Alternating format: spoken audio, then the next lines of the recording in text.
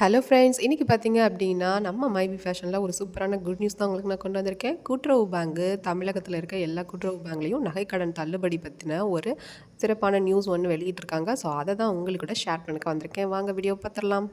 So தமிழ்நாட்டில பார்த்தீங்கன்னா, இப்போ கொஞ்ச நாள்ல வந்து எலெக்ஷன் வரப்போகுது. ஸோ வரப்போற காரணத்தினால கண்டிப்பா நகைக்கடன் தள்ளுபடி பண்ணுவாங்க. அது ஏற்கனவே நகைக்கடன் வந்து கூட்டுறவு பேங்க்ல வச்சிருந்தவங்களுக்கு தள்ளுபடி பண்ணியிருக்காங்க.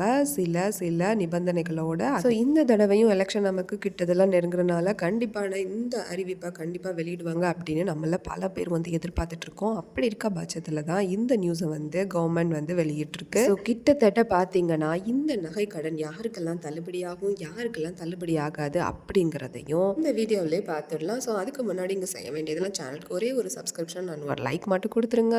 பழைய முறையில் பார்த்தீங்கன்னா நகைக்கடன் சார்ந்து 5 சவரனுக்கு உள்ள இருக்க நகைகள் 5 சவரன் நகைகள்லாம் தள்ளுபடி பண்ணாங்க. அதே மாதிரி தான் இந்த தடவையும் எதிர்பார்க்கப்படுது.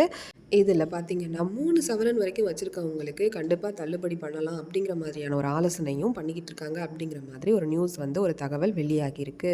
இப்போ பார்த்தீங்கன்னா போன டைமே திமுக வந்துட்டு நகைக்கடன் தள்ளுபடி பண்ணுவோம் அப்படிங்கிற வாக்குறுதியும் கொடுத்து அதையும் நிறைவேற்றியும் இருக்காங்க. ஸோ இந்த தடவை எலெக்ஷன் வரனால கண்டிப்பாக இந்த வாக்குறுதியை கொடுப்பாங்க அப்படின்னு மக்கள் இப்போ கவர்மெண்ட் வெளியிட்டிருக்க அந்த குட் நியூஸ் என்னன்னு பார்த்தீங்க அப்படின்னா, எல்லா தொடக்க வேளாண்மை கூட்டுறவு சங்கங்கள்லையும் அதாவது நகைக்கடன் தள்ளுபடி பண்ணுறதுக்கான நகைக்கடன் நிலுவையில் உள்ள நகைக்கடன் எவ்வளவு இருக்குது அப்படிங்கிற லிஸ்ட்டை தயார் பண்ணுங்க அப்படிங்கிற மாதிரியான அதிகாரிகளுக்கு ஒரு அரசாணை வந்து பிறப்பிச்சிருக்காங்க அப்படிங்கிறது தான்.